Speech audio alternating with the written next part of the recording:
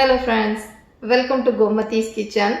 நம்ம இன்னைக்கு பார்க்க போறது பாத்தீங்க அப்படினா இட்லி, தோசை, சப்பாத்தியோட தொட்டு சாப்பிடுற மாதிரியான ஒரு சிம்பிளான குருமா எப்படி செய்யலாம்ங்கறத பார்த்தறலாம்.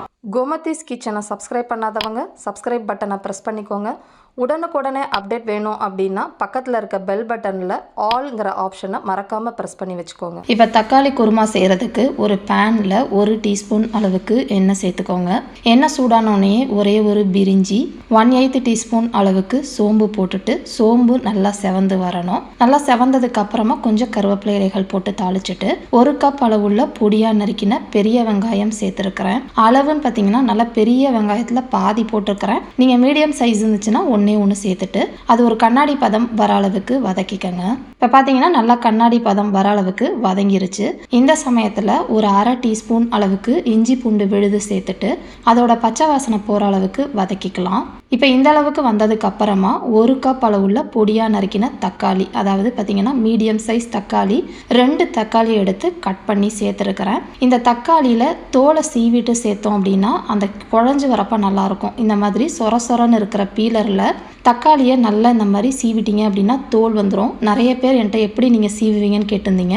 இதில் தான் சீவேன். அதுமாதிரி நடுவில் இருக்கிற காம்பு பகுதியும் கெட்டி பகுதியும் எடுத்துட்டு கட் பண்ணி சேர்த்தோம் அப்படின்னா நல்லா குழஞ்சி வெந்து வரும். இதை கொஞ்சம் மூடி வச்சு வேக வச்சோம்னா வெந்துடும். அதுக்குள்ளே நம்ம தேங்காய் விழுது அரைச்சிக்கலாம். அதுக்கு 5 பச்சை மிளகாய் சேர்த்துருக்கிறேன் மிக்சி ஜாரில்.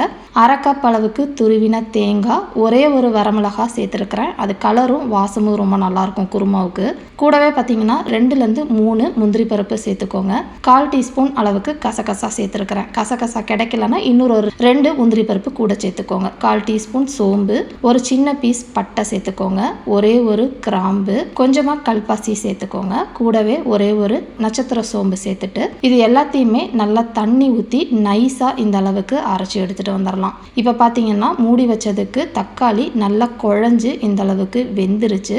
இந்த சமயத்தில் பார்த்தீங்க அப்படின்னா ஒரு 1/8 டீஸ்பூன் அளவுக்கு மஞ்சள் தூள், இந்த குருமாவுக்கு தேவையான அளவு 1 டீஸ்பூன் கல் உப்பு சேர்த்துருக்கிறேன். எல்லாம் சேர்த்து நல்லா வதங்கிட்டு இப்போ நம்ம அரைச்சி வச்சிருக்க தேங்காய் விழுதோட 2லேருந்து 3 கப்பே நீங்கள் தாராளமாக ஊற்றிக்கலாம். நல்லா திக்காய் வரும். முந்திரி பருப்பு கசகசா தேங்காவுக்குலாம் பார்த்தீங்கன்னா திக்காய் வரும். நல்லா ஒரு 2-3 நிமிஷத்துக்கு இந்த அளவுக்கு கொதிச்சதுக்கு அப்புறமா பொடியாக நறுக்கின கொத்தமல்லி இலைகள் சேர்த்து ஆஃப் பண்ணிடுங்க.